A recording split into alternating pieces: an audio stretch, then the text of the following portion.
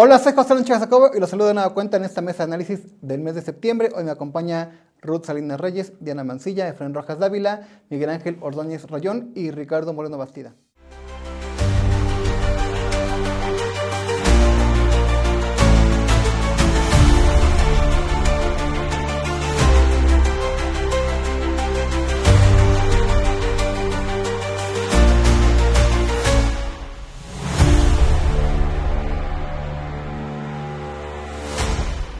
Y bueno, se llevó a cabo el segundo informe de la gobernadora Delfina Gómez Álvarez. Quiero decir que cada uno de los mexiquenses en cada una de las regiones tendrá su propia valoración de los resultados a 2 años de este gobierno de la transformación. Ustedes son los que tienen la mejor valoración de lo que ha sido este gobierno. Ruth, ¿cómo escuchaste el mensaje de la gobernadora Delfina Gómez Álvarez? Pues muchas cifras en su decir que son logros, también parte del mensaje político, un llamado gabinete. Ella dice que no va a dejar el gabinete antes que concluya esta administración, pero deja ver que también hay posibles actos de corrupción de gente que está pidiendo dinero en su nombre. ¿Qué destacas del anuncio de la gobernadora en su segundo informe de gobierno? Bueno, primero gracias por la invitación a esta mesa. Saludo a mis compañeros, compañera de mesa.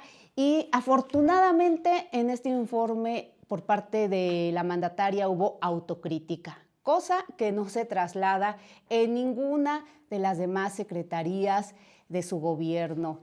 Puso en mesa 3 puntos muy importantes, como señalas, que quien no esté capacitado para servir, que se retire, pero lo que quisiéramos es que la mano dura de ella se viera reflejada, ya solicitando renuncias importantes. El primero tendría que ser sin duda movilidad. Está destrozado todo el sistema carretero en nuestro Estado de México, el sur, el norte, el centro, es intransitable. La Junta de Caminos ha dejado totalmente abandonados a todos los municipios de nuestro estado. Ya ni siquiera te dan una cita para llevarles una petición porque no han podido resolver en 2 años absolutamente nada, sino todo lo contrario. Cada vez está peor. Y seguimos escuchando que es a causa de las lluvias. Eso al final no hay forma de presentarte con la ciudadanía y que tú le puedas decir que solamente por lluvias nadie está haciendo su trabajo. También mencionar que secretarías, a mí me llamó mucho la atención y poderosamente la atención cuando se da el informe acerca de lo que sería la Secretaría de Mujeres. Y en un informe que por primera vez a mí me toca escuchar, se habla de 87 pláticas con mujeres destacadas. Imagínate que en un informe de una gubernatura, el resultado sea que hayan platicado con 87 mujeres, seguramente muy valiosas, no quito esa valía, pero ¿en qué ayuda y en qué beneficia? En donde hay un presupuesto dirigido a mujeres, en donde hay menos feminicidios en nuestro estado. Yo creo que hay quien está metiendo gol a la gobernadora y son sus propios secretarios y secretarias. En temas de inseguridad, la percepción aumentó de 87% a 89% según el INEGI, no según quienes no coincidimos ideológicamente con este gobierno. Entonces, afortunadamente, por eso digo que en la gobernadora sí hay autocrítica, que fue también poderoso el mensaje donde ella revela que nadie pida un recurso, dinero a su nombre. Significa que ella tiene unos datos importantes sobre que hay dependencias que lo están haciendo, cómo han llegado denuncias a quienes somos hoy, pues esta oposición, que sí sabemos de estos números. Hoy al menos podemos decir que qué bueno que lo afrontó la gobernadora y que puso estabilidad también, porque propios de ella circulan, como en cada gobierno, que ella que se va a retirar, que va a dejar y que alguien más va a estar al frente. Ella ya dejó muy claro, va a continuar, así que todo lo importante que tenía que decir lo dijo en los últimos 5 minutos y eso da luz a que ojalá en estos próximos días, que en el Poder Legislativo vamos a recibir algunos de los secretarios a que presenten sus informes, pues sirva para que ya por fin se den estas renuncias o diría yo pues despidos, porque dudo que de alguien van a hacer el presentar su su renuncia. Miguel, pues creo que la mejor valoración de lo que se ha dado en 2 años la tienen los ciudadanos. Nosotros podemos expresar nuestras opiniones, pero en cada comunidad, pues ellos están viendo la realidad de cómo avanza o no en nuestro querido Estado de México. Amaneció el día del informe con publicaciones que destacan una alta aprobación de gobierno de la maestra Delfina Gómez Álvarez. Tú has venido siguiendo cómo ha sido el desempeño en cuanto a evaluaciones de ella y escuchaste el mensaje y pues parte de los logros que ella destaca.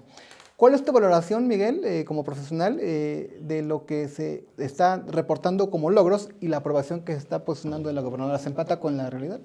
Bueno, lo primero que tenemos que decir es que literalmente ya ha pasado 1/3 del gobierno de Delfina Gómez, es su segundo año. Y generalmente cuando termina el primer tercio de gobierno, aun cuando me pudieran decir que este gobierno es distinto a los anteriores y demás, y pueden tener razón, pero en cuanto a los tiempos políticos, cuando termina el primer tercio siempre se anuncian cambios importantes, ajustes importantes, porque regularmente el primer año sirve para que los funcionarios de un gabinete estatal se vayan acomodando en sus cargos, pero en el segundo año ya no puedes aceptarles que la curva de aprendizaje sigue adelante. Ya saben perfectamente qué han hecho con sus cargos y justamente nosotros, por parte de la empresa que yo tengo, hicimos una muestra piloto sobre los temas que son del interés de la ciudadanía, una muestra telefónica de 1000 casos a nivel estatal, con un margen de error de más o menos 5%, y simplemente le preguntamos a la gente sobre, una cosa, la aprobación de la gobernadora, 2, el desempeño de la gobernadora, y en el desempeño de la gobernadora los temas que son de interés para la gente. Aprobación de la gobernadora, por supuesto, alta, se han dedicado...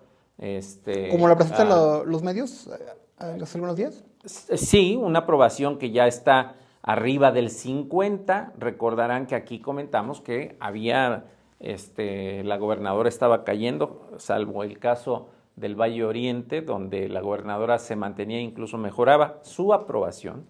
Hoy la aprobación de la gobernadora ha crecido, le han metido su lanita a los temas de aprobación, pero no el desempeño. Aprobación es distinto de desempeño. Y en la parte del desempeño hay que destacar que si bien la aprobación se mide por encuestas, el desempeño se mide por indicadores. Y en el caso del desempeño, los indicadores de inseguridad, infraestructura y justicia son los 3 más relevantes. Inseguridad, persiste la percepción de inseguridad y prácticamente persiste en los mismos territorios hasta el momento. Es decir, no ha sido efectiva la estrategia de seguridad. Estoy hablando del caso de lo que opinan los ciudadanos. Segundo lugar, infraestructura. Ha crecido mucho la percepción de malos resultados en el mantenimiento de la infraestructura del Estado de México, particularmente de las zonas metropolitanas. No solamente un tema de baches, sino también temas relacionados con la capacidad del drenaje, las malas condiciones en general de las vialidades que interconectan municipios, etcétera, etcétera. Y tercero, el tema de justicia. Y lo más recordado para la gente en el tema de justicia era el operativo Enjambre.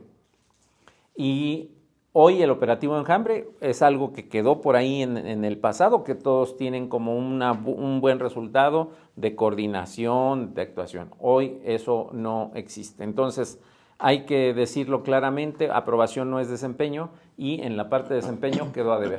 Diana, ¿cuántos informes hemos visto en tu carrera como periodista? Hay siempre una narrativa que se repite, no sé si sea el caso, pero en anteriores gobernadores cada año se decía que iba a haber cambios, que se esperaran pues, una transformación del gabinete. En su momento también con otro exgobernador se decía que lo iban a quitar a los 2 años y también hubo un mensaje en su momento para acallar rumores. Pero, ¿qué destacarías del mensaje? Obviamente da muchas cifras, al final un mensaje que ya se ha comentado. Como periodista, con tu experiencia, ¿qué destacarías de este segundo informe, Diana? Y muchas gracias por acompañarnos hoy en la mesa. No, gracias por invitarme a la mesa y bueno, pues aquí por supuesto, amiga y amigos de hace tiempo, ¿no?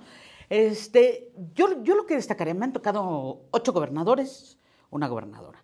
O sea, me ha tocado vivir todos esos cambios políticos, todos esos ajustes políticos, y bueno, pues lo que no cambió es el formato, ¿no? O sea, sigue como que el formato todavía queda de ver un poco con el cambio en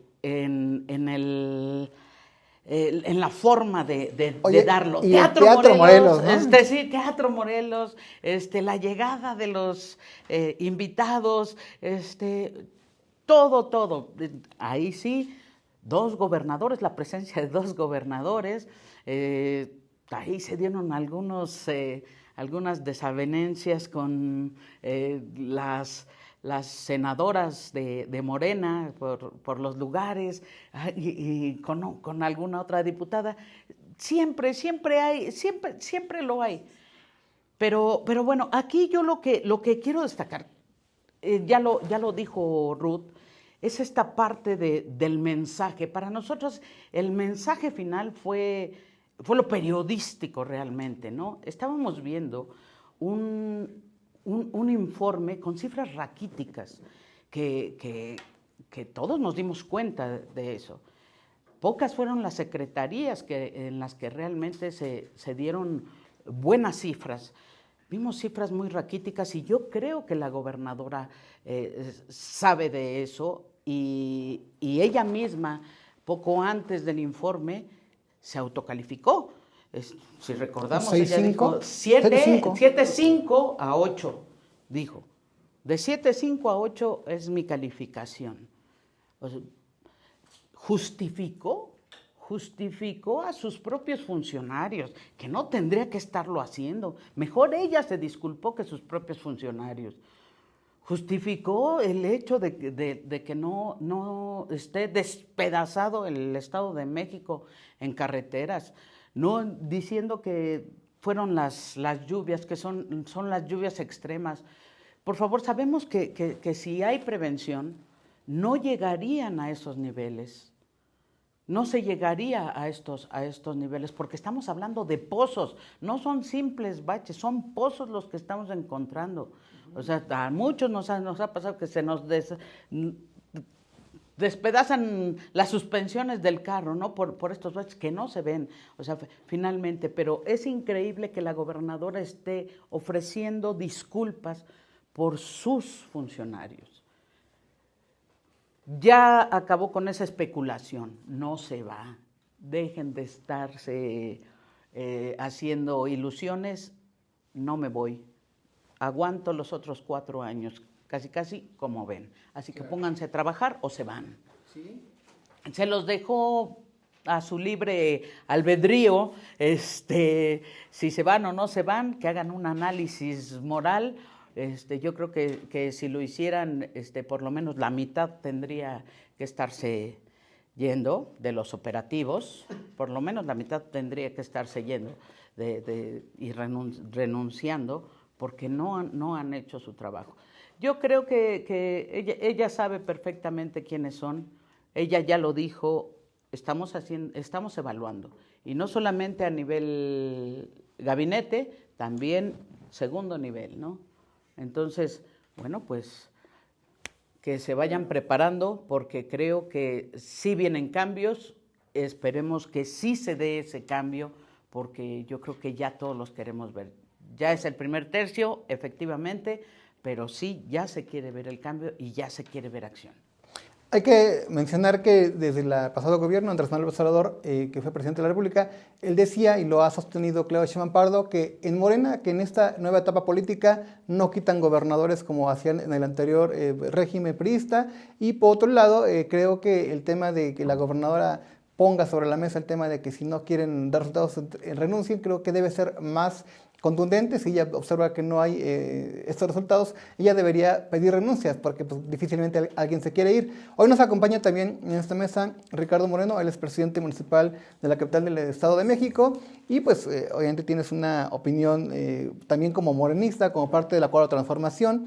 ¿Qué puede decir a los mexiquenses, Ricardo, a 2 años de gobierno? ¿Tú ves que se esté transformando la entidad y cómo entiendes estos mensajes políticos de la gobernadora al final del segundo informe? Yo quisiera primero no hablar como morenista, sino más bien como un creador de la política estatal. Desde hace muchos años he intervenido en la modificación de instituciones, donde hemos movido incluso facultades, atribuciones de diversos órganos de gobierno, y eso me permite también ver con un poco más de claridad, en forma más diáfana, el proceso que estamos viviendo, porque sí, ya pasaron 2 años, indudablemente que para cualquier gobernador ya pasó la prueba del ácido, ya pasó la prueba del bono democrático, como se llamó en su momento en la década de los 90.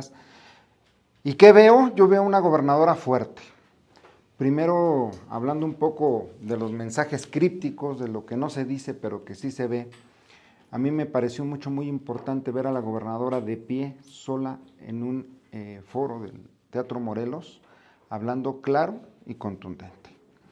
Y yo difiero en el tema de las cifras. Yo creo que hay cifras muy importantes que son estructurales para el desarrollo económico del Estado. Por ejemplo, hizo un señalamiento muy profundo de que es el Estado de México la entidad que más inversión extranjera directa ha recibido en este periodo. Y esas son buenas noticias para los mexiquenses. Eso implica no solamente más desarrollo de infraestructura, sino también mayor empleo, que es a final de cuentas una de las grandes demandas de los mexiquenses. Desde luego que tuvo que haber encarado el tema de la pobreza. El Estado de México estaba por encima de la media nacional de pobreza cuando se tomó este gobierno. Hoy lo ha señalado, más de 190,000 mexiquenses dejaron la pobreza extrema, y ese es un gran dato para todas y para todos, porque eso habla de un equilibrio más parejo en la entidad, en este estado, donde además existe una concentración muy clara de la riqueza y de la pobreza. Somos un estado de muchos contrastes. Aquí viven los más ricos de los más ricos y los más pobres entre los más pobres. Y por eso, dar resultados en materia de combate a la pobreza se constituye como un gran logro. Desde luego que en el tema de salud está en un proceso de consolidación del sistema de salud nacional, que es el IMSS Bienestar, en donde prácticamente todo el sistema estatal de salud pasa a nivel federal, se federaliza la salud, y que ha señalado con mucha claridad, hoy somos la primera entidad en donde todos los centros de salud se hacen análisis clínicos, sin necesidad de acudir a otro tipo de laboratorios o fuera de sus comunidades, y eso es un gran logro en la medicina preventiva, que a final de cuentas es donde más debiéramos de estar invirtiendo, porque desgraciadamente las enfermedades las dejamos crecer, y el gasto después para curar esas enfermedades es mayúsculo para todos, para el Estado, pero fundamentalmente nosotros los contribuyentes pagamos ese sistema de salud, y por lo tanto yo lo considero un gran logro. Desde luego el tema de los baches me pareció que hay que actuar con honestidad. Yo creo que el reconocimiento que ha hecho la gobernadora de la existencia del problema habla de la honestidad, porque es cierto. Hoy por la mañana casualmente veía un análisis de las lluvias de este año, y quiero decirles que este año ha llovido, y todavía no termina la temporada de lluvias, más que hace 20 años. Es el año en que ha llovido más de los últimos 20 años, con las características distintas que tenemos, con metrópolis cada vez más consolidadas, con ciudades cada vez más grandes, con infraestructuras cada vez más carentes, etcétera. Ese es otro tema, pero me parece que el reconocimiento que hace la gobernadora, pero también el compromiso que ha hecho es muy claro. Sí se va a atender el problema y se va a repavimentar, no dijo bachear, ella misma lo señaló, que no le gustaba bachear. No, eso es para tercermundistas, y yo mismo lo digo. El tema es que requerimos carpetas asfálticas distintas, diferentes, con nuevas tecnologías, en donde no se roben el dinero de las obras públicas, en donde tengamos una gran campaña, y ahí el Congreso va a tener mucho que decir, porque para hacerlo se requiere dinero, y para obtener ese dinero se requiere la actividad del Congreso en su momento y la redistribución del presupuesto entre todas las secretarías. Y yo insisto, este me pareció un gran filón, y finalmente, yo lo señalo, me gustó mucho ver la evolución de la gobernadora. Leyó perfecto su discurso, sin salirse de su muy tradicional forma de ser y de actuar. Hizo una lectura impecable. Yo hace muchos años que no veía a un gobernador leer con tanta precisión, claridad su mensaje, pero además la noto cada vez más empoderada, cada vez más seria en el control del gobierno, y los mensajes que dio me parece son sensacionales y buenas noticias para todos. Uno de ellos es que el que no quiera trabajar, que se vaya, es decir, que el ritmo de gobierno se va a incrementar, y el que no esté a la altura puede tomar sus maletas, se puede ir. Y segundo, que hay gobernadora para los próximos 4 años, que no hay renuncias, no hay enfermedades, y que quien esté vacilando, haciendo grilla en ese sentido, pues le dieron una sopa de su propio chocolate. No hay mejor lugar para decirlo que el informe de gobierno del segundo año del periodo constitucional. Efraín, pues también has visto diferentes informes de gobierno en diferentes formatos, en diversas realidades políticas, como secretario de gobierno, en diversas posiciones. ¿Qué destacarías y cuál crees que sea el punto en el que hay que poner atención de lo expresado por la primera mujer gobernadora del Estado de México? Sí, cómo no, con mucho gusto. Mira, yo creo que coincido plenamente que la maestra Delfina ha crecido. Después de 2 años se ve una gobernadora mucho más sólida en muchos de los aspectos. Es de resaltarse el ejercicio de autocrítica, y eso mantiene una congruencia con su forma de ser desde antes, cuando la conocíamos hace muchos años. Sin embargo, también hay que ver el tamaño del reto que tiene en sus manos, porque un gobierno estatal es exitoso cuando sabe los retos y sabe a dónde quiere ir. Tiene claridad de rumbo. En segundo lugar, tiene la gente capacitada, la gente preparada para enfrentar esos retos y traducirlos en programas y en acciones. Y en tercero, desgraciadamente lo puse en tercero, porque tiene que estar ahí, aunque es el que condiciona todo, tiene los recursos suficientes para hacerlo. Y lamentablemente, el gobierno del Estado ha venido arrastrando una situación financiera muy complicada. Le toca el paquete a la maestra Delfina, pero no cambian las condiciones. Entonces, muchas de las cuestiones que queremos que resuelva el gobierno del Estado se resuelven con dinero. Y ese simplemente habrá que revisar las finanzas públicas, y yo no quisiera estar bajo ninguna circunstancia en la posición del legislativo, cuando al legislativo le dicen, fíjate que el presupuesto son 100 pesos y lo tienes que aprobar, y aunque estén gritando y rasgándose las vestiduras, pues ¿de dónde van a sacar más? Porque no hay más. El presupuesto estatal se aprueba cuando ya se conoce la transferencia federal y se conoce la captación que puede haber aquí. Ese es un severo problema, porque el Estado de México ha sido históricamente maltratado en la distribución de recursos federales, y eso no se ha corregido. Y los problemas de la entidad persisten. Seguridad pública, salud. A pesar de la visión, diría, tan entusiasmada de mi amigo Ricaldo, ¿sí? Yo no veo el tema de salud así, lamentablemente. Yo lo veo de otra forma, porque se perdieron, ¿sí?, muchos años en un intento fracasado y ahora en otra condición. Y siguen esos grandes temas preocupantes. El tema de justicia, ese que podríamos colocar tanto en el Poder Judicial como en la parte del Poder Ejecutivo. Pero ahí yo no he escuchado hablar de un combate a la impunidad. Y entonces nos vamos por las cifras que nos da el secretariado, que es las carpetas de investigación que se integran. Y ahí quién sabe qué pueda pasar. O nos vamos por las cifras del INEGI, en donde el INEGI, a partir de censos y encuestas, construye una serie de situaciones.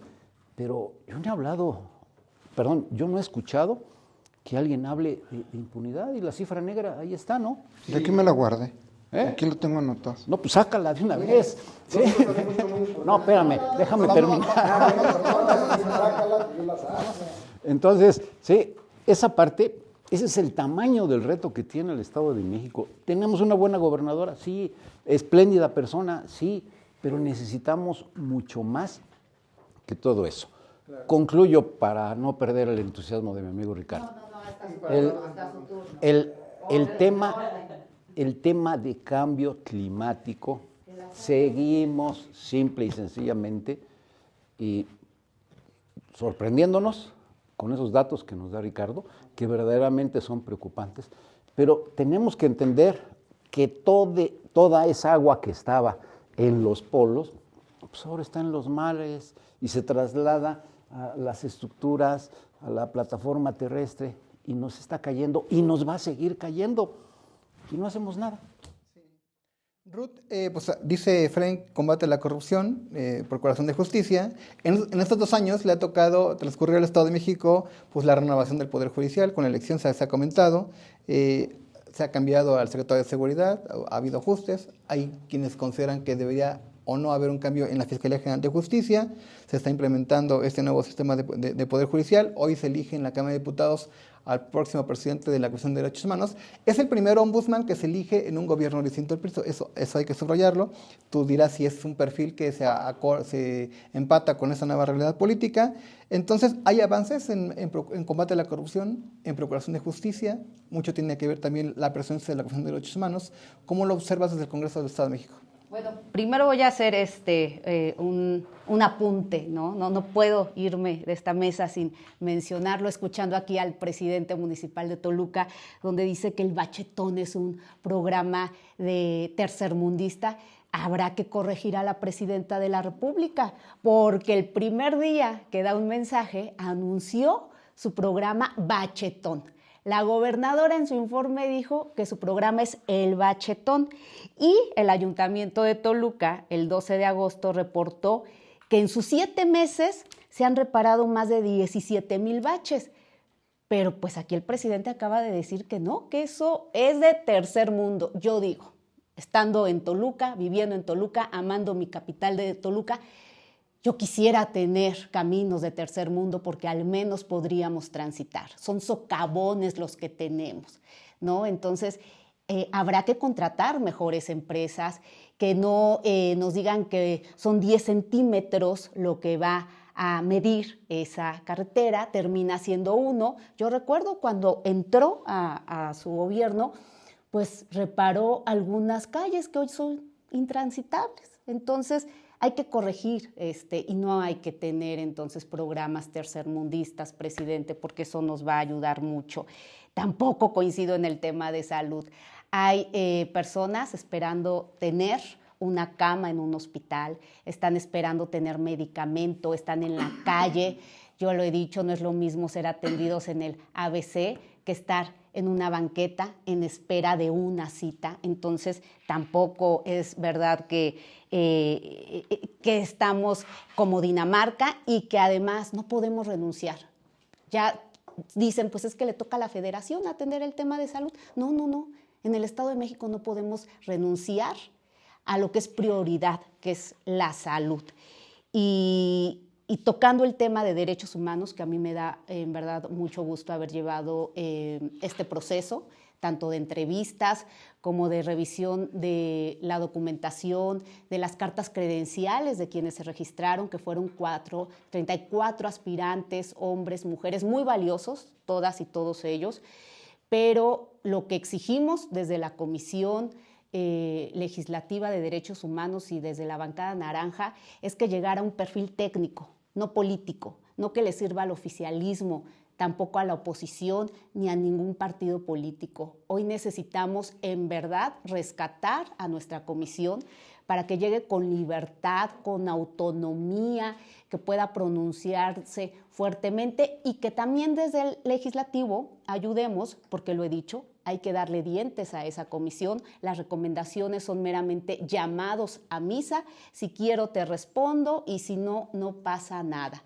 Y quienes hoy están en una terna son 3 hombres que no solo han cumplido con los requisitos, sino que se han forjado en la Comisión de Derechos Humanos, y es importante reconocer la trayectoria y que llegue a esta comisión pues un hombre que al final haya hecho carrera, que hoy en día lamentablemente está y se ha perdido en el Poder Judicial, que cuando tú haces una carrera en alguno de los ámbitos, ya sea electoral, judicial o en temas de autonomía, pues que pueda llegar alguien que ha estado toda su vida trabajando. Es lo que tendremos y tampoco es un cheque en blanco. Desde el legislativo vamos a estar al pendiente de que la Comisión de Derechos Humanos funcione bien y que todo el presupuesto que reciba se vea reflejado afuera con la ciudadanía. Habrá que ver si este personaje que se perfila como el próximo ombudsman Víctor Delgado se empata en la opinión, pues obviamente, de quienes conocen el tema de la materia de derechos humanos, si garantiza una transformación de la comisión como lo sugería la 4T. Miguel, ¿cuándo será el momento para que no se enfríe este mensaje de la gobernadora respecto a posibles cambios? Hay 3 informes regionales, uno que se lleva a cabo hoy en Atlacomulco, estuvo en Temascaltepec, habrá presencia en Texcoco. Solamente apuntar que no va a la Tierra Caliente del Estado de México y no va al Valle de México, va a Texcoco, más hacia el lado oriente. ¿Cuándo será el momento para que pudiera haber ajustes en el gabinete, o hay que esperar que termine el año y pudiera ser en el siguiente 2026 para que no se enfríe el mensaje? Porque hoy hablamos, no, pues qué buen mensaje de la gobernadora, pero pues acciones más contundentes. Bueno, en un informe de gobierno... Y perdón, ¿y cuáles crees que serían los secretarios que tienen mayor desgaste en estos 2 años? Ok. Primero, en un informe de gobierno todo comunica. Si lo presentas al legislativo, si no lo presentas, si da un mensaje tan pulcro y tan cuidado como lo dio la gobernadora esta vez, si no lo das, si lees mal, si se te va alguna cifra, si saludas a alguien en especial, todo comunica. Y justamente el hecho de que ella vaya a Texcoco y no al Valle de México a dar un informe regional comunica que su prioridad en el 2026 va a ser obviamente el Valle Oriente, y que no vaya al sur del Estado de México, específicamente a la zona que está bastante caliente todavía, también comunica que tenemos un problema que no se ha resuelto en la entidad, que tiene que ver con temas de inseguridad. Me parece que ahí es claro para quienes leemos señales, pues, que estamos dedicados a esto, está claro ese mensaje. En segundo lugar, no va a pasar nada en tanto se haga la glosa del informe. No va a haber un solo movimiento, ni siquiera de segundo ni de tercer nivel. Me parece que habrá algunos ajustes naturales entrando el 2026. En el 2026 me parece que la gobernadora, voy a utilizar una expresión que puede no ser correcta, pero que es lo que es, se va a sacudir algunos secretarios que en este momento ya no están a la altura, no de lo que la gobernadora quisiera, de lo que el Estado de México demanda. Y uno de esos secretarios, o una de las áreas donde necesariamente tienen que ser cambios, es en salud. Hoy por hoy, más allá de los temas de seguridad pública, insisto, y de impartición de justicia, el tema de salud está por encima de todo respecto a los malos resultados y la mala gestión. Efectivamente, pudieran todos los centros de salud del Estado tener ya análisis clínicos, no está mal, creo que es un logro importante, no hay que desconocerlo, pero no es suficiente. Y en los temas de salud, el Estado de México está en condiciones bastante lamentables, en muchos sentidos, no los voy a enumerar, pero hace falta meterle refuerzo al tema de salud. Y creo yo que tampoco, aunque digamos que habrá cambios en temas de movilidad, en temas de junta de caminos, etcétera, a final de cuentas me parece que en esas áreas difícilmente se van a hacer cambios.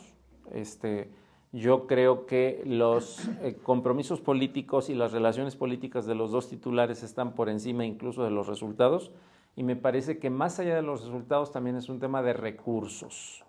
Y en esta parte cierro mi segundo comentario de esta mesa diciendo lo siguiente. El presupuesto 2026, hay que ser realistas con, digo, yo también fui diputado, presidente de la legislatura del Estado de México, y hay que decirlo con toda claridad. El gobierno federal está endeudándose, se sigue endeudando, no, es algo que no podemos negar. Y esas deudas se van a convertir el día de mañana o en nuevos impuestos o en recortes presupuestales. Entonces, no se ve que haya nuevos impuestos. El SAT, por supuesto, está apretando, pero más bien lo que yo señalo, y tiene consecuencias en el Estado de México, es que seguirá habiendo recortes presupuestales. Claro. Y esos recortes presupuestales, está clarísimo, los números ahí están, 74% menos de recursos en el mantenimiento de la infraestructura carretera en todo el país. El Estado de México no es la excepción. Entonces, si esa tendencia de endeudamiento federal no se revierte, no esperemos que el 2026 estemos aquí celebrando que ya no hay baches o que hay muchos menos baches de lo que antes había. Eso no va a suceder. Solamente apuntar que, de acuerdo con el proyecto de presupuesto del paquete fiscal 2026 que presentó la Secretaría de Hacienda a la Cámara de Diputados Federal, se establece que el 67% de los ingresos propios del gobierno se están enfocando en lo que es la recaudación, y de este 67%, el mayor porcentaje corresponde al impuesto sobre la renta que pagan los mexicanos y el resto al IVA. Esto quiere decir, solamente para reforzar, que la Secretaría de Hacienda y Crédito Público a través del SAT va a reforzar y va a hacer más agudos los esquemas de cobro de los impuestos, así es que cada mes espere que va a llegar más temprano de que no ha pagado su ISR, su IVA. Van a utilizar nuevos métodos de herramientas digitales para buscar inconsistencias en las declaraciones anuales y mensuales de cada uno de los contribuyentes, así es que van a sacar dinero, ¿de dónde? Pues de los contribuyentes. Diana, pues en tu punto de vista, ¿cuándo podría ser el momento que haya cambios en el gabinete del Estado de México? Si los ves, creo que la glosa no es un pretexto porque recordemos que, por ejemplo, Luis Felipe Puente, cuando fue secretario de Gobierno, le tocó llegando y corre a la glosa, ¿no? Yo creo que el desarrollo de este ejercicio no debe ser pretexto para que haya cambios si son obligados. Yo creo que esta parte de los compromisos políticos ha tenido mucho que ver con que no haya hecho cambios desde hace ya algún tiempo. Se habla de los cambios, se habla de los no resultados de algunas, pero no hay cambios por esos compromisos políticos. Pero esos compromisos políticos siempre los tienen los gobernadores y ahora la gobernadora. Siempre los hay. Después del segundo año, como que terminan esos compromisos políticos, así de, ya te dejé un tiempo, no me ha dado resultado, muchas gracias. Eso es lo que esperamos, que ya se comiencen a dar. Sí, después de la glosa, recursos, yo creo que recursos hay muchísimos, Lo que no han hecho es aplicarlos adecuadamente, o no sé por qué no los han aplicado. Yo creo que la Junta de Caminos, yo creo que Movilidad tienen los recursos suficientes para poder estar haciendo. No han hecho bien su trabajo algunos secretarios, algunas secretarias, muchas por supuesto que sí. Yo puedo decir Desarrollo Económico, creo que ha hecho un extraordinario trabajo con pocos recursos. El campo, ahí muy calladita, pero ahí la lleva la secretaria. Creo que muy bien. Salud tiene un gran problema con esta transición del IMSS Bienestar. Yo creo que no es nada más una cuestión de se debe ir la secretaria porque, a ver, todo lo que ha enfrentado, todo lo que ha tenido que enfrentar con esta transición de IMSS Bienestar. y que a lo mejor ni siquiera se lo han permitido, ¿no? No tiene manejo de recursos para determinadas cosas, y hay muchas cosas que ya ni siquiera le corresponden y que no hay claridad todavía sobre eso. O sea, ahí es donde creo que está un poco atorado el tema con salud. O sea, que ni siquiera se han puesto de acuerdo para poder sacar adelante este tema. Ahí tendría que hacerse un análisis desde IMSS Bienestar, también con la delegada Guadalupe Avendaño, y bueno, pues tratar de caminar con el tema de salud, que sí hace mucha falta, que sí tiene mucho atraso, pero yo creo que la secretaria de Salud no es la responsable de todo esto en el Estado, ¿eh? Yo creo que es un tema federal, que ahí es donde tendría que echarse el ojo y resolverlo. Los cambios, sí, esperemos que vengan. Un tema importantísimo, la transparencia en el manejo de recursos, ¿eh? Creo que ahí también tendría que ser un asunto importante, lo que decía el maestro, el tema de la impunidad no puede ser. Y otra cosa, el tema político, la grilla política en las secretarías es otro de los grandes temas que no los ha dejado avanzar. Y eso, bueno, pues todo mundo lo sabemos, ¿no? Claro.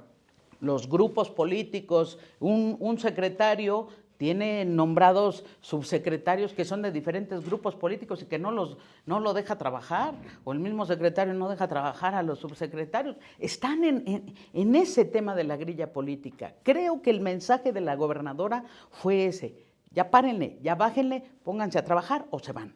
Ricardo, también hay presiones políticas en el Estado. El senador Higinio Martínez Miranda ha dicho que si él fuera gobernador tendría que haber cambios en el gabinete. Octavio Martínez también dice que debe haber cambios en el gabinete. Y hay mucha gente dentro de la 4T que dice que pues, trabajó en la campaña, no está en el gobierno. Entonces, pues también hay presiones políticas dentro de Morena para que haya ajustes en el gabinete. Pues yo te diría que si yo fuera bicicleta tendría 2 ruedas. Si no tengo ni 2 ruedas ni soy bicicleta, hay gente que no es gobernador y no puede hacer los cambios que quisiese. Evidentemente que sus opiniones son respetables. Sin embargo, la gobernadora tiene una forma, un modelo, un proyecto muy propio, muy personal que tiene que impulsar, y fue el que además pasó por las urnas y los mexiquenses lo votaron. Yo puedo estar en acuerdo o en desacuerdo con muchas cosas, pero lo que sí creo es que hay un comentario muy atinado. La conformación del gabinete, desde la visión de pertenencia a grupos políticos, pues evidentemente abre fisuras o fracturas. Pero evidentemente esto va a ir pasando con el tiempo. Es parte de que todo gobierno tiene que pasar. Porque a mí no me van a decir que, por ejemplo, durante el priato no había grupos políticos al interior y no había lucha interna. Por supuesto que existía, que era más callada, era diferente. Pero siempre existió y ha existido y es parte de la política misma. Y yo en ese sentido creo que poco a poco va a ir madurando el gobierno de la gobernadora Delfina Gómez y que se va a ir fortaleciendo. Yo creo que muchas de las presiones que se dejan sentir para que haya cambios viene precisamente desde esa visión de una necesidad política, no de una necesidad administrativa. Es decir, hay gente que está dando resultados, tiene muy clara la política, por ejemplo en movilidad, pero pocos saben que la Junta de Caminos guarda autonomía de gestión y que absolutamente nada tiene que ver el secretario de Movilidad con el tema de mantenimiento de la infraestructura carretera del Estado. En el tema de salud, precisamente hablando sobre Macarena, pues las limitaciones que ahora tiene Macarena en materia de salud son inmensas, porque realmente lo que está haciendo es llevar a cabo un nuevo modelo de salud en el Estado, en donde prácticamente todas las funciones y atribuciones operativas pasarán a la Federación. Entonces yo creo que hay que saber comprender los momentos que se están viviendo en cada una de las áreas de la administración pública para poder juzgar. Yo no puedo dejar pasar el tema del comentario que hice. A veces las medias verdades son mentiras completas, porque sí, efectivamente, la presidenta de la República hace algunos meses habló sobre el bachetón, y precisamente ahora que estuvo rindiendo su informe en Toluca, señaló que se había detenido el bachetón precisamente durante la época de lluvias porque no es prudente, no es técnicamente viable llevar a cabo los trabajos, y que se había detenido, pero que su compromiso era repavimentar. Así lo señaló la gobernadora. La presidenta de la República. Quiero decir que en Toluca solamente hay 15 kilómetros de vías federales actualmente. Yo me reuní con el secretario de Infraestructura del Gobierno de México, y de los 2.475 kilómetros que se tenían señalados como vías municipales, creció a 3.500 kilómetros. Ese es nuestro tamaño. Y por eso hoy quiero anunciar aquí con ustedes, porque bien vale la pena, nosotros a partir del mes de noviembre vamos a llevar un escaneo de toda la ciudad. Un escaneo a través de drones que nos van a decir qué calles, qué avenidas requieren qué tipo de mantenimiento para ser muchísimo más eficaces en el trabajo que se tenga que hacer. Es decir, vamos a utilizar la última tecnología, que además, debo decirlo, es la misma tecnología que la doctora Claudia Sheinbaum utilizó en la Ciudad de México cuando fue jefa de gobierno, por recomendación del propio secretario de Infraestructura, y por esa razón digo ahora que en muchos casos bachear no es la solución. Tenemos bache sobre bache en muchas calles de la ciudad. En todo el estado. En todo el estado y en todo el país. Aquí va yo a hacer una alusión. Toluca no es diferente a lo que sucede en la zona metropolitana de Guadalajara, por ejemplo, lo que pasa en Nuevo León o lo que pasa en Garza García. Prácticamente todo el país tenemos este problema, y entre otras cosas hay que decirlo, nuestras calles de las áreas urbanas viejas, de las ciudades viejas de este país, ninguna calle estuvo diseñada para recibir ni los flujos vehiculares ni las cargas vehiculares que hoy reciben las calles. En aquella entonces no había tractocamiones de 70 toneladas o 60 toneladas que transitan, por ejemplo, en la zona industrial de Toluca, que por cierto, había anuncios, que quede claro, prácticamente, y lo dijo la gobernadora, hay un programa para rehabilitar todas las zonas industriales. ¿Para qué o por qué? Porque de ahí vive, por ejemplo, el 70% de la población de Toluca en forma directa o indirecta, y necesitamos generar condiciones precisamente para que la inversión siga fluyendo, para que el trabajo en esas zonas industriales no se detenga. No es favorecer a los industriales, sino favorecer incluso a los propios obreras y obreros que trabajan ahí. Entonces, hecha la precisión, decir, hubo datos que le faltó a la gobernadora señalar y que me parece que nos quedó a deber, aunque ya lo habían hecho público. Por ejemplo, el pago anticipado por más de 1.400 millones de pesos de la deuda pública del Estado de México, que se hizo una semana, 10 días antes del informe, o bien el Estado que guarda la revisión de los contratos de los famosos PPS que afectan a buena parte del presupuesto estatal y que en algunos se está llevando negociaciones para terminarlos. Esa es información que yo creo que valdría la pena que la gobernadora hubiera señalado. Asimismo, la verdad es que la gobernadora no quiso, no lo sé por qué, pero señalar los avances en materia de seguridad pública. Sin que el Estado de México, por ejemplo, sea el primer estado en materia de comisión del delito de homicidio doloso, es el Estado de la República hoy en día que tiene la mayor disminución a nivel nacional. Y eso nos debe de llamar la atención y debemos nosotros justipreciarlo. Lo mismo sucede con el robo de vehículos. Somos una entidad que ha disminuido muchísimo más que la media nacional. Y digo, creo que está bien que haya señalado el operativo Restitución o Enjambre, que tienen que ver con procesos de descomposición social, sí, pero también con temas de corrupción muy profundos. Porque para el despojo se requiere la connivencia de autoridades, porque para la comisión de delitos que se llevaron a cabo en materia de crimen organizado se requirió el encubrimiento durante mucho tiempo de autoridades. Y yo creo que sobre eso tendremos mucho que platicar, sobre la efectividad que ha tenido y los mensajes que se lanza, y que tiene que ver también el por qué tal vez no decidió ir al sur de la entidad en este momento. Claro, para cerrar el tema del segundo informe, finalmente, Efren, ¿ves paz social en el Estado? Que es lo que importa? ¿Ves estabilidad? ¿Ves que el clima de seguridad pues, ya es controlable o que es tolerable en tu punto de vista? ¿Y qué esperar en los próximos 3 meses para que se cierre 25, entrará el 2026? No hay elecciones. Supongo que no hay justificación para que el gobierno se comprometa al 100% pues, con trabajar, ¿no? Sí, yo creo que efectivamente el Estado de México vive de paz. Paz social, paz política, indudablemente. En una mesa anterior aquí lo señalábamos. En alguna época quienes tenían expresiones públicas sociales, pues ahora gobiernan.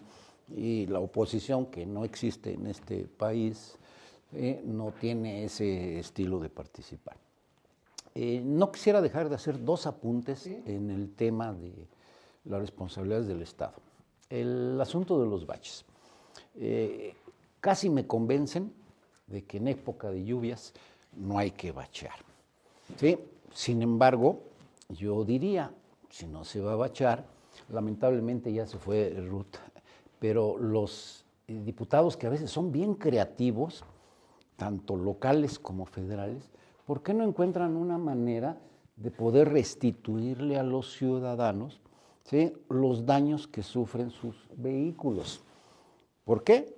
Porque no me consuela, ¿sí?, que me digan, ¿sí?, que se va a bachar en frío o que se va a repavimentar cuando los que vivimos en Valle de Toluca ahora estamos viviendo situaciones inéditas. ¿Hay causales? Sí, estoy de acuerdo con mi amigo Ricardo. Simple y sencillamente, ¿sí?, la población, el flujo vehicular y las condiciones de intemperie, pero también tienen que ver otras decisiones. Yo recuerdo, y perdón por citar Avenida Metepec, el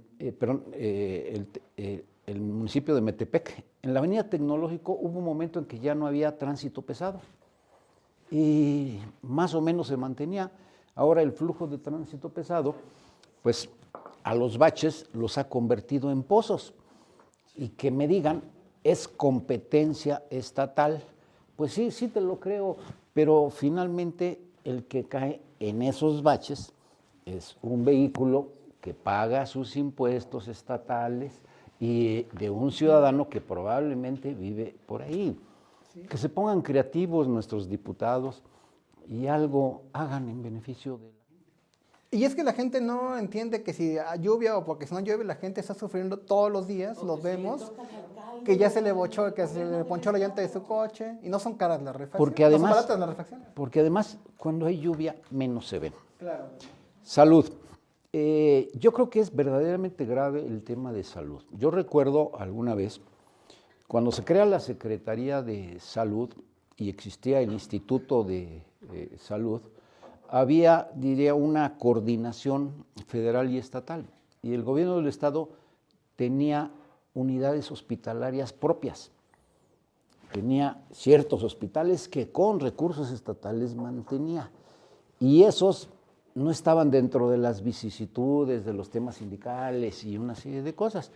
Lamentablemente, el gobierno estatal, como otras, tomó malas decisiones, ¿sí?, y se los entrega en el primer intento, que ya no recuerdo ni cómo se llamaba, INSABI, después el Seguro Popular no el INSABI y ahora el gobierno estatal anterior se los entrega y ahora entonces todos sufren esas consecuencias. Y efectivamente, la Secretaría de Salud del Estado de México nada más ve pasar las cosas con pocas herramientas a su alcance. Claro.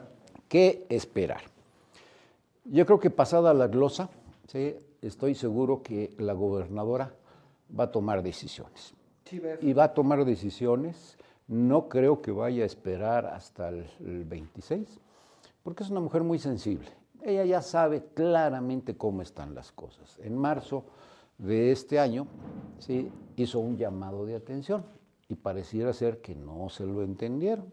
Ahora da una nueva oportunidad, pero estoy seguro que ella va a buscar enfrentar de mejor manera sus 2 tercios que le restan. Tomará decisiones. Ahora, hablar de posible corrupción sin actuar también pues genera dudas de por qué no se actúa, son omisiones, ¿no? Nada más decir que Ruth Salinas se retiró de esta mesa a la hora de grabación porque está iniciando en la Cámara de Diputados la sesión y ella como presidenta de la Comisión de Derechos Humanos y se va a elegir al próximo presidente, pues tendría que estar presente. Miguel Ángel, pues está llevando a cabo procesos internos en los diversos partidos políticos. En Morena incluso vino Luis Alcalde, la dirigente nacional, a establecer claramente cómo es la responsabilidad de cada uno de los militantes, diputados, presidentes municipales en algún caso, o consejeros. ¿Cómo estás viendo este proceso? Están eligiendo comités y hay diferentes figuras en las que se asumen responsabilidades. Bueno, comentar, ya lo habíamos señalado también en esta mesa hace 2 o 3 ocasiones anteriores, derivado de primero tocamos el tema de Morena, derivado de los acuerdos del Consejo Nacional de Morena, se comenzó un proceso interno para ir definiendo la estructura de partido a nivel de secciones electorales, que bien lo han señalado gente de Morena que toda la vida ha estado en la izquierda y que incluso fundó Morena, en el caso de Ricardo, que no nos dejará mentir. Al pasar de movimiento a partido, esa parte de tener una estructura propia a nivel seccional es necesario para ese tránsito de movimiento a partido. Y eso es lo que está pasando con Morena hoy. Solo que lo que estamos viendo es, en primer lugar, una muy baja participación de la militancia morenista en estos procesos. En un segundo lugar, estamos viendo que hay pleitos internos a nivel de base entre los morenistas de los diferentes colectivos que forman parte de este partido político. Y esto que estamos señalando tiene como consecuencia decir que en el 2027, que es la siguiente elección, que además es elección intermedia, no es elección concurrente, no es el mismo interés de la ciudadanía en participar como si fuera concurrente, el nivel de participación electoral va a caer algo, va a bajar. Con este tipo de estructura como está pasando en este momento con Morena, no va a pasar nada. Esto no le garantiza a Morena ni una estructura de defensa jurídica del voto, ni mucho menos una estructura de operación para una correcta movilización electoral. Estoy hablando de movilización no al estilo priista, sino simplemente de invitar a la gente que salga a votar. Entonces, me parece que este ejercicio de Morena está siendo hasta cierto punto infructuoso. Efectivamente, los comités seccionales se los está quedando quienes tienen mejor capacidad de organización, pero el método principal, esto confirma que el método principal para la selección de candidatos en Morena va a ser la encuesta. Y por supuesto los acuerdos internos de partidos, pero principalmente la encuesta. Este ejercicio me parece que no servirá para marcar la diferencia entre quién puede o no puede ser candidato, por el lado de Morena. Rápidamente el PAN. El PAN está llevando a cabo un ejercicio de renovación de comités municipales. Y lo que vemos es que hay una pugna interna entre dos personajes políticos, que son los que hoy en día siguen al frente del PAN de hecho y de derecho. Uno es presidente estatal del partido, Anuar Azar, y el otro es Enrique Vargas. Yo creo que en este momento no ha habido sorpresas, cada uno se ha quedado con los comités que le interesa quedarse, que han trabajado, y que hay algunos comités que los panistas siguen siendo los mismos. Lo único que está cambiando no es que haya más panismo, es con quién se alinean ahora los panistas que estaban con Anuar y se pasan unos con Enrique y otros de Enrique se pasan con Anuar. Que es lo que me queda claro, que literalmente el PAN sigue siendo el PAN de hace muchos años y que no está creciendo políticamente hablando. En el caso del PRI, apenas va a iniciar el PRI su proceso de renovación de comités municipales y demás. Yo creo que en el PRI las cosas se van a arreglar desde el punto de vista de los acuerdos políticos. Al PRI no le conviene, porque además exhibiría lo que pudiera traer o no traer este partido, se va a resolver entre los priistas que quedan, que hay quienes dicen son los verdaderos priistas. Yo no haría señalamientos de ese tipo, sino que se van a poner de acuerdo. Y resumo mi participación en este sentido. Morena va a caer igual que la participación por los partidos de oposición. Pero lo que pudiera perder Morena en el 27, que sí, por supuesto, va a hacer más municipios que en el 2024, sin duda alguna, no va a ser tanto por lo que pueda hacer la oposición, sino por lo que no haga hoy Morena, ¿no? Y obviamente todos estos procesos tienen que ver con los partidos de oposición. ¿Van aliados o no van aliados? ¿El PAN va de nuevo en alianza de sobrevivencia con el PRI en el 27 o no va? ¿El PAN se siente más cómodo con MC o no va? O sea, ese tipo de detalles son los que hoy en día se están jugando en la renovación de estos comités. Solamente apuntar que en el caso del PAN, sí hubo sorpresas en Toluca, hubo sorpresas en Naucalpan en la definición de los procesos internos. Diana, pues antes los medios destacábamos mucho que pues el PRI va a renovar todos los comités municipales. Hoy ya anunciaron que se van a renovar los comités municipales. Sobre el PAN, pues mediáticamente nunca ha sido tan atractivo como en el caso del PRI, que se renovaran los comités municipales. El caso de Morena, hoy es la nota, todos los medios señalan pues, que hay un proceso para renovar comités en cada una, la militancia que tienen una meta nacional de 10 millones de afiliados, sí hay objetivos muy claros con funciones, pero ¿cómo lo estás observando esos procesos internos desde tu función como periodista, Diana? O sea, finalmente, ¿La gente le están interesando? Por supuesto que no, a la gente no le importa. O sea, la gente, yo siempre lo he dicho y lo sigo sosteniendo, la gente todos los días está buscando qué comer, no le importa. Y luego después de 4 años de procesos electorales, la gente está cansada, más cansada de la política y sobre todo la política electoral. Ya no quiere saber más de la política electoral. O sea, los partidos, lo que les sobra al PRI, eso es lo que ahorita va a tratar de cohesionar de alguna manera. O sea, partidos como el Verde, pues va a tratar de llevarse a aquellos que están enojados con el PRI. Morena, hay algo que está pasando con Morena, pues que el propio PT y el propio Verde le están quitando a sus seguidores. O sea, se están peleando por sus seguidores.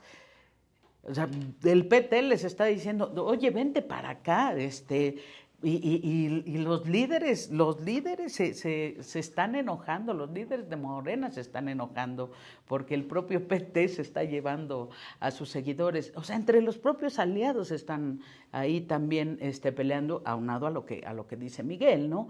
Es muy complicado por esas pugnas internas, las que no logran ponerse de acuerdo. No han entendido en Morena que el tema tribal ya debe acabarse. O sea, todavía existen esos grupos que se pelean entre ellos y vente para acá y vente para acá y vente para acá y vente para acá. Pues no debe terminar esa parte ya con Morena, si no va a funcionar. Lo que, bueno, pues sí, el poder desgasta, eso lo tenemos que tener muy claro. El poder siempre va a desgastar. Por supuesto que Morena va a tener un tema de disminución quizá en votos, lo vamos a ver para 2027, no sé hasta qué grado, dependerá pues de lo que hagan los presidentes municipales de aquí al 27, ¿no? Sí. Y bueno, pues el PAN... Pues lo que dijo, estoy totalmente de acuerdo con lo que dijo Miguel, pero lo que sí vimos en Toluca es un PAN haciendo una trampa para elegir la dirigencia local, muy evidente, haciendo trampas muy evidentes, comprando votos, o sea, porque además hasta videos presentaron, fue tremendo ese tema, ¿no? Entonces, lo que quiere decir, pues le sigue interesando el tema del poder, aunque sea todavía chiquito, pero ahí está, ¿no? Claro. Ricardo, y es que no sé qué relevancia debe tener para pues PRI, PAN, el Verde, que tal o cual ganen los comités municipales si realmente las candidaturas no se definen en lo local, se van a definir en nivel estatal, en nivel nacional. En el caso de Morena, pues también sabemos cómo se definen. A ver, Ricardo, ¿qué es más importante? ¿Poner atención a los procesos internos o ir viendo si va a haber alianzas? Bueno, el PAN dice Enrique Vargas que pueden solos en el PAN. El PRI también, Cristina Ruiz, dice que, pues, que ellos están trabajando para ir solos. En el caso del Verde, pues también Pepe Cotulén dice que ellos han crecido y que hoy merecen más espacios políticos. ¿Tú le conoces al tema político en nuestro querido Estado de México? Pues primero que todo el mundo se está preparando para enfrentar el próximo proceso electoral. Es un proceso natural, normal. Mal harían los partidos políticos si no llevan a cabo estos procesos. ¿Por qué? Porque la política es dinámica, cambia. Las circunstancias, algunas se presentan y otras se construyen, y creo que precisamente en eso los comités municipales, los comités de base, seccionales, como le quieran llamar, pues juegan un papel relevante. Ahora bien, evidentemente que en el caso de Morena sigue siendo motivo de comentario, pues primero porque es el partido en el gobierno, segundo porque es la organización popular más amplia que hay en este país, pésele a quien le pese, es una verdad inobjetable. Tercero, yo sigo insistiendo, como lo he dicho desde el 2017, Morena es un movimiento político más que un partido político. Nosotros tuvimos que tomar la figura de partido político porque es un mandato constitucional y era un canal que necesitábamos para poder competir por la presidencia de la República, y hoy necesariamente tenemos que cumplir con algunas disposiciones constitucionales para la constitución de órganos tanto municipales, distritales, etc.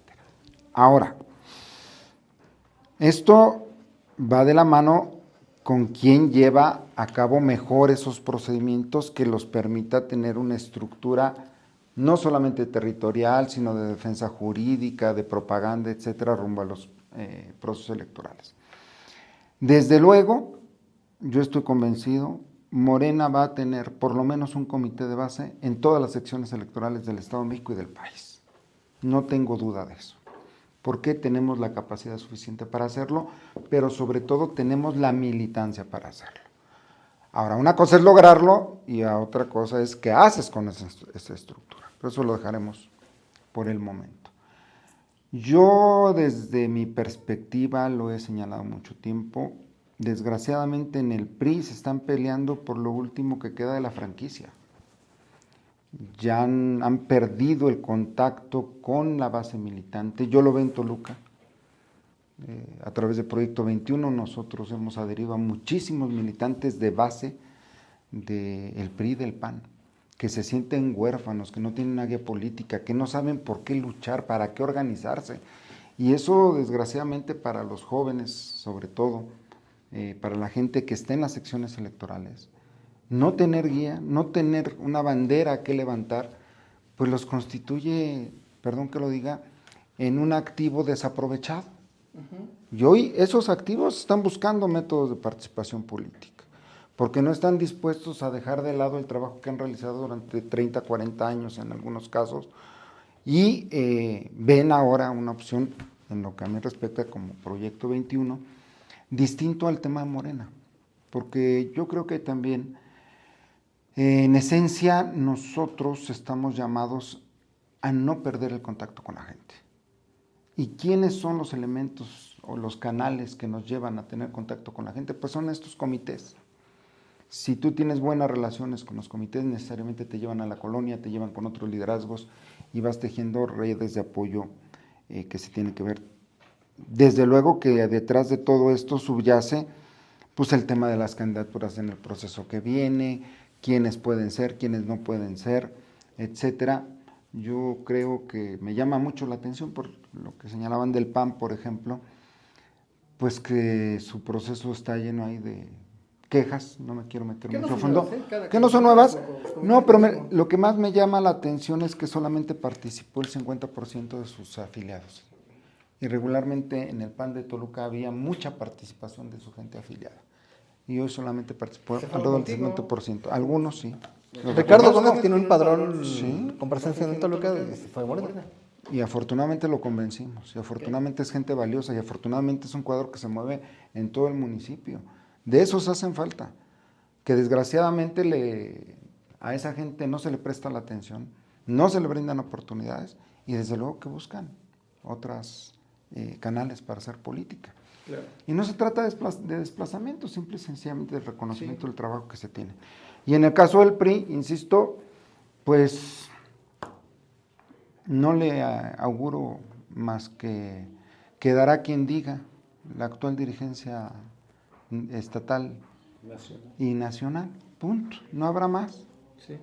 Se convirtió en un régimen más vertical de lo que ya era en un pasado no muy lejano. Efraín, antes de pasar ya a las conclusiones de esta mesa, ¿qué relevancia tienen los comités municipales en este momento? Ya lo estamos diciendo. A ver, y en tu opinión, a 27 falta algo de meses, ¿PAN y PRI pueden solos para enfrentar a Morena? No, y ¿O no a qué pueden juegan los solos dirigentes? porque no hay una oposición real en el Estado, al menos. ¿Qué hacen los dirigentes? Pues buscan sus intereses muy focalizados. Quisiera yo antes referirme un poco al tema de Morena. Morena arranca allá en 2016, hasta donde pudimos conocer, con la creación de sus comités de protagonistas, al menos 1 o 2 por cada sección electoral. Adopta jurídicamente la forma de partido, porque esas son las reglas, pero llamémosle tribus o llamémosle grupos políticos, ha sido un partido con ciertas características. Ahora, ante esta iniciativa de recorrer el Estado, de crear en cada sección electoral una estructura, yo creo que nos estamos confundiendo si vemos si esto va a tener impacto en el 27, porque ellos no están trabajando para el 27, ellos están trabajando para el 30. Y se trastocaron algunas cosas por ahí y a lo mejor puede haber cambios, pero el 27, yo diría responsabilidad de la gobernadora y de los presidentes municipales, etcétera. El 30 es por lo que vale. Todavía falta ver cómo va a quedar esta reforma electoral, que entiendo que ahorita se está consultando, y ciertas consultas ahí curiosas, pero si acaban de retirar los pluris, va a haber cosas muy trascendentes que van a modificar el sistema político.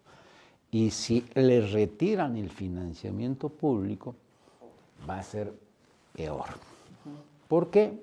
Pues porque Morena tuvo la oportunidad de aprender desde aquellas izquierdas en la calle y fue aprendiendo y se fue superando, etcétera, en una gran capacidad y gran calidad.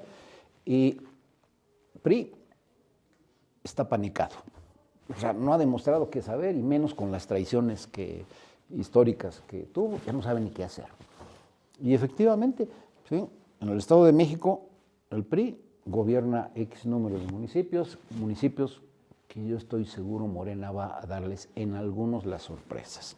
No en Metepec, Metepec se cocina aparte, pero en otros va a dar las sorpresas. Morena no va a tener mayor problema en el 27. Va a salir bien, se va a caer la votación, sí se va a caer la votación, porque no hay ningún atractivo que se les pueda poner a eso. PAN probablemente debía de concentrarse, ¿sí?, en aquellos espacios en donde tiene. Verde va a dar la sorpresa.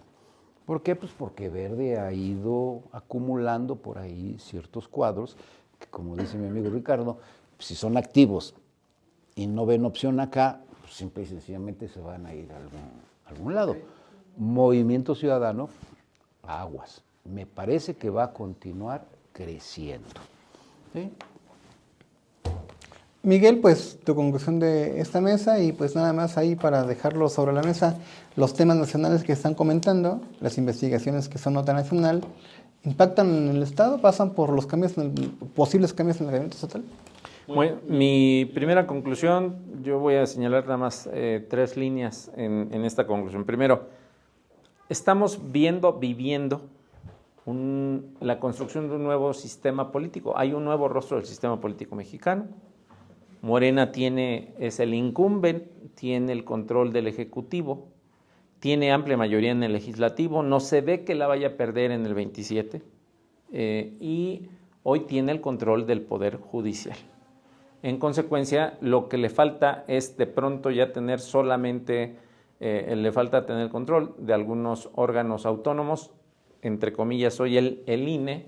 Me parece que la reforma electoral apunta a un mayor control de Morena en el INE, un mayor control sobre los partidos políticos, particularmente de oposición. A la presidenta le conviene también tener el control de decisiones en Morena, pero también disminuir lo más que pueda a la oposición, y esto tiene que ver con muy poco presupuesto público a los partidos políticos de oposición. Para la oposición va a ser mucho más difícil hacer política sin el recurso que le implican las prerrogativas públicas. No van a desaparecer los pluris, por lo menos no todos, pero sí la intención de que se creen tensiones dentro de los partidos de oposición para que sea cada vez más difícil ponerse de acuerdo respecto a las posiciones pluris que son seguras y que las cúpulas partidistas siempre están buscando tener esas posiciones. Entonces, la propia reforma electoral que viene, que no será ninguna sorpresa lo que viene, viene eso, que no viene, otra vez lo vuelvo a decir, no viene una segunda vuelta electoral, Morena no lo necesita, no le interesa, no viene una segunda vuelta electoral, no vienen decisiones que puedan afectar la manera en cómo Morena ha obtenido el poder. Va a ser cada vez más complicado que Morena pierda el poder a los ojos de esta nueva reforma electoral, y aparte lo que sí no vienen movimientos sustanciales a los sistemas de medios de impugnación que le eviten a Morena mantenerse en el control político del Ejecutivo y del Legislativo particularmente. Por un lado. Por otro, afecta en lo estatal lo que está pasando en lo nacional. Yo creo que afecta en el sentido que sigue generando un poco de turbulencia, pero me parece que, por ejemplo, los señalamientos de este problema de huachicol fiscal, por ejemplo, que es el que en este momento se está discutiendo, que está tocando personajes muy importantes de la política nacional. Incluso ya hay algunos señalamientos de que aparecen personajes del Estado de México, particularmente el secretario general de gobierno, en esas investigaciones. Difícilmente van a afectar en lo local. Hay señalamientos más determinantes, por ejemplo, con gobernadores como Rocha Moya, como Marina del Pilar, como el gobernador de Tamaulipas, y no ha sucedido nada. No hay razón para pensar que ese tipo de cosas afecten la estabilidad social y política del Estado de México. Más adelante habría que analizar que esta reducción de financiamiento de los partidos políticos si podría favorecer a los sectores fácticos, que el crimen organizado inyecte más recursos a las campañas, o los empresarios. Hoy ya se habla de Ricardo Salinas Pliego, que va consolidando una posible candidatura hacia el futuro. Diana, ¿qué ves en los próximos meses? Muchas gracias por acompañarnos hoy. Gracias. ¿Qué ves en los próximos meses y qué concluirías de esos temas que hemos conversado? Bueno, yo creo que para mí, de verdad, lo más importante fue este mensaje que lanzó la gobernadora. Creo que esto va a venir a cambiar mucho la actividad en el Estado de México. Yo creo que vienen cambios importantes en su equipo. Creo que sí se van a dar esos cambios importantes en su equipo. Creo que se van a poner a trabajar, porque saben que si no, ya está el manotazo. Para mí es manotazo y ultimátum para el equipo de Delfina Gómez, porque todos lo sabemos, estaba siendo criticada, porque al final es ella la que recibe las críticas de una percepción de que no se trabaja en el gobierno del Estado, ¿no? Entonces, creo que este ultimátum va a ser que su equipo se ponga las pilas y de verdad se ponga a trabajar, que se deje de grillas y se ponga a trabajar. Vienen cambios importantes. En cuestión electoral, cada partido va a estar haciendo lo suyo. No creo que se estén metiendo unos con otros. Temas nacionales, creo que el tema del huachicol fiscal es el más fuerte. No creo que impacte demasiado lo que dice Miguel. No va a haber mucho que agarren de este lado. No creo que haya resultados de esa naturaleza, de tensiones y demás. Lo que sí es que sí le está haciendo un poco de ruido ahí a Morena, ¿no? Sobre todo en redes sociales, pero no creo que pase más allá, lo que decíamos, pues si no pasa nada con los gobernadores, no creo que pase esto más allá. Pero creo que sí le está dando a la presidenta cancha para actuar sobre este tema y tomar decisiones fuertes, ¿no? Darle esa visión de que ella es la que toma las decisiones. Claro. Estamos viendo que todo alrededor del huachicol fiscal es gente de Andrés Manuel López Obrador, ¿no? Todo alrededor. Entonces creo que el gran control que le va a dar a Claudia, ese empoderamiento y esa percepción de que la presidenta Claudia Sheinbaum está tomando un gran control del país, creo que eso es lo más importante. Pues muchas gracias. Ricardo, pues dice la gobernadora que pues hay que dar resultados y que los secretarios que no den resultados se tienen que ir. ¿Los presidentes municipales están dando resultados, Ricardo? ¿Ahí quién les exige? Los ciudadanos tienen la forma de exigirte. Recientemente en una conversación decía Pepe Coutolenc, dirigente del Verde, que ha sido aliado de Morena, que él ve que presidentes municipales no están dando resultados. No dice nombres, pero deja ahí el apunte en la mesa. Y pues, ¿cuáles serían tus conclusiones de los temas que hemos conversado? Yo creo que el juicio al que estamos sujetos los presidentes municipales es el juicio popular. Y en ese sentido, dar resultados para los municipios, para quienes dirigimos los municipios, debe ser una llamada permanente a atender los problemas de la gente. Indudablemente también, hoy hay que decirlo, tenemos gente muchísimo más informada.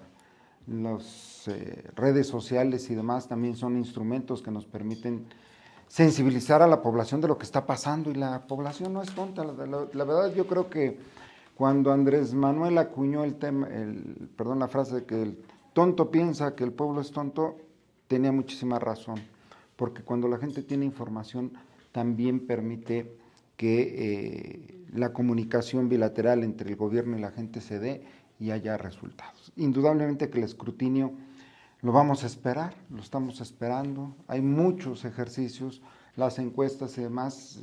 Yo permanentemente, desde antes de que estuviéramos en el gobierno, levanto encuestas y demás. No las voy a sacar ahorita, ya Miguel Ángel en su momento seguramente nos va a dar aquí alguna sorpresa con encuestas. Yo veo, pasando al otro tema que me parece muy importante, ¿qué es lo que va a determinar el futuro de este país? Porque no debemos de mantenernos abstraídos de lo que pasa en el mundo. Y lo que está sucediendo a nivel mundial yo creo que va a determinar mucho nuestras relaciones, no solamente políticas, sino económicas y comerciales. Ya se ha iniciado en el país los procesos para revisar el TEMEC hacia el interior, las consultas con diversos sectores. ¿Qué esperamos? ¿Qué espera cada uno de los sectores para ir a una negociación con Estados Unidos? Trump o el gobierno americano en general ha disminuido las presiones sobre el país. El tema de sus cuestionamientos respecto a la persecución del narcotráfico se han venido flexibilizando en las últimas semanas, incluso con comentarios positivos por parte del secretario de Estado, Marco Rubio, y creo que esto va a determinar en buena medida qué es lo que nos toca hacer y qué es lo que nos va a entretener durante los próximos años. ¿Por qué? Porque dependemos económicamente de Estados Unidos. dependemos de una buena relación con Estados Unidos, nos guste o no nos guste, independientemente de nuestras filias o fobias políticas, esa es una realidad inobjetable. Ahora bien, no hay que echar en saco roto el giro a la derecha que está dando Europa en su conjunto. Yo creo que eso es un dato muy importante, porque no es un giro simplemente a la derecha, sino a la extrema derecha, con gobiernos identificados con el neonazismo. Me parece que en los próximos meses se tendrá que definir con claridad el tema de Ucrania, y eso va a alterar el concierto europeo. Eso es muy importante, es una cuestión estratégica a nivel mundial. Y creo que una buena negociación para la salida de la paz en Ucrania puede tener grandísimas repercusiones. ¿Cuáles, por ejemplo? La disminución o el incremento en el precio del petróleo a nivel mundial. Lo mismo sucederá en si avanza o no avanza el conflicto entre el pueblo palestino e Israel, y la posibilidad de que otros gobiernos de otros países árabes se metan al conflicto, porque cabe la posibilidad. Hoy vemos ya una mayor presión internacional en favor de la creación y el reconocimiento del Estado palestino, y esto evidentemente está aislando a Israel, que puede tomar otro tipo de determinaciones. Recordemos que Israel no solamente es esa pequeña franja de territorio del Medio Oriente, sino que tiene una influencia económica importantísima en América y en Europa. Entonces yo creo que eso va a determinar mucho la estrategia, la táctica que como país debemos nosotros implementar. Claro. Y no echarlo en saco roto. Y una guerra pues afectaría a América, a Estados Unidos y por supuesto a México. Efren, ¿tu conclusión de estos temas? Sí, con mucho gusto. Yo creo que próximamente habrá que estar muy atentos a temas de nuestro país, como es el próximo presupuesto estatal y el próximo presupuesto federal. Estos simple y sencillamente son los instrumentos de desarrollo, y no se ve nada halagüeño el presupuesto 2026 del gobierno federal, con todas las consecuencias que esto va a traer, con los recortes, con el endeudamiento, ¿sí?, y la poca atención de temas torales como infraestructura, que es lo que nos está doliendo severamente. Habrá que ver eso con cuidado, porque nos va a pegar y nos va a pegar durísimo. Y matizado esto también, porque coincido en que México tiene fuertes presiones. La presión de Estados Unidos ha amainado, pero no va a disminuir, y se va a agravar en este tema de las revisiones del TEMEC. Y ya también otros países nos están metiendo ruido. La propia presidencia de la República tiene un enorme problema con el asunto del huachicol fiscal. Situación que, como alguien diría, todo lo que pasa en el país se sabe en Palacio Nacional. Y está ocurriendo lo que se quería que ocurriera. Punto. Y la imposición de aranceles a vehículos chinos, que tiene que ver con la relación México-Estados Unidos. Es la ¿no? otra parte donde y va a afectar. Eso nos va a pegar. Así es, y bueno, va a haber una reacción, ¿no? Porque pues, están ingresando mucho producto chino a México. Pues muchas gracias y hasta la próxima.